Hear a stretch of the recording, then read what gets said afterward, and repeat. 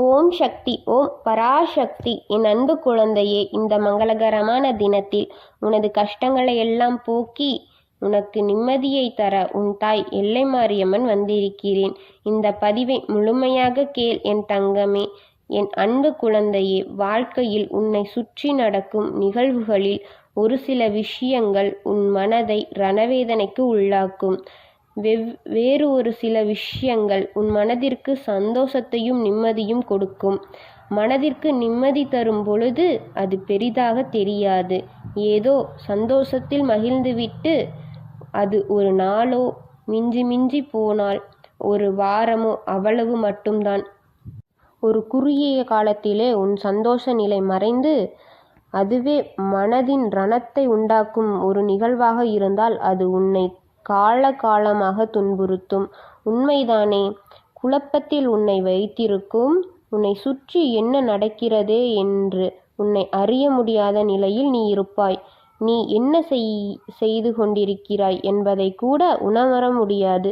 சின்ன சின்ன சந்தோஷங்களை கூட உன்னால் இந்த நிலையில் இருக்கும் பொழுது அனுபவிக்க முடியாது. இதுதான் இயற்கை. எப்பொழுதுமே சந்தோஷம் தரும் நிம்மதியை விட ரணம் தரும் வேதனைதான் அதிகமாக இருக்கும். மனதானது அந்த வேதனையைத்தான் அதிகமாக ஆசைப்படும். உன்னை அதை நோக்கி இழுத்து செல்லும். வாழ்க்கையில் நடந்த சந்தோஷத்தை அது பெரிதாக நினைக்க விடாது. ஆனால் நடந்த துன்பங்களையும் கஷ்டங்களையும் உன்னை நினைத்து நினைத்து வேதனைப்படுத்தும் அளவிற்கு அப்படி ஒரு ஆனந்தம் அதற்கு.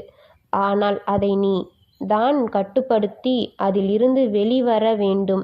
சந்தோஷம் வரும்பொழுது மட்டும் அதிலிருந்து வெளிவர உன்னால் முடிகிறதல்லவா? வெளிவந்து வேறு காரியங்களில் ஈடுபடுகிறாயல்லவா? அதே போலத்தான் துன்பங்களும் கஷ்டங்களும் சில நேரங்களில் வரும்பொழுது அதிலிருந்து மீட்டு வெளியே வந்து வேறு சில காரியங்களில் உன்னை ஈடுபடுத்தி கொள்ள வேண்டும். மாறாக அதற்குள்ளேயே உலாவிக் கொண்டு இருக்காதே. ஏனென்றால் இப்பொழுது உன் தாய் இருக்கின்றாள்.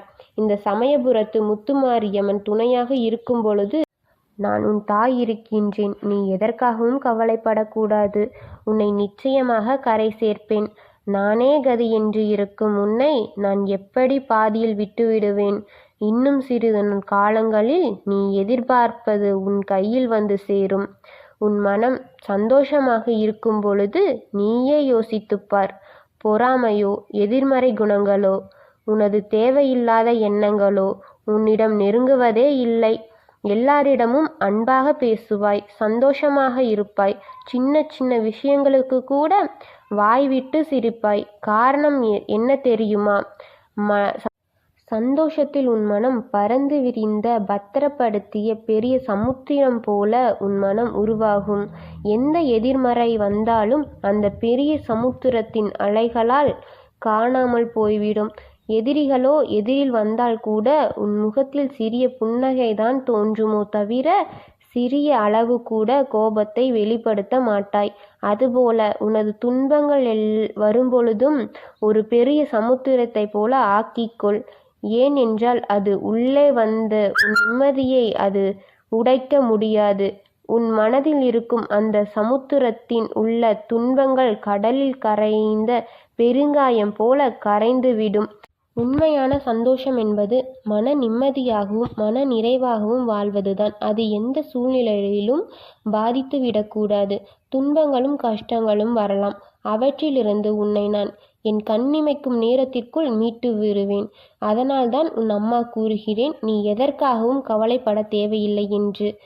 கடலளவு உன் மனதை பெரிதாக்கி அதில் உன் மனதை அலையலையாக உன் எண்ணங்களையும் எதிர்மறையாக்கி நிம்மதியுடனும் நீ சந்தோஷத்தினுடன் இருக்கப் போகின்றாய். அதில் வரும் துன்பங்களை எல்லாம் அம்மா கூறுவது போல பெருங்காயம் போல கரைத்து சிறிது கூட உன்னை பாதிக்காமல் நீரில் கரைந்தது காணாமல் போய்விடும். உன் நிம்மதி எப்பொழுதுமே உன்னிடத்தில்தான் இருக்கின்றது என் தங்கமே. அம்மா நான் இருப்பதை நம்பு என் தங்கமே.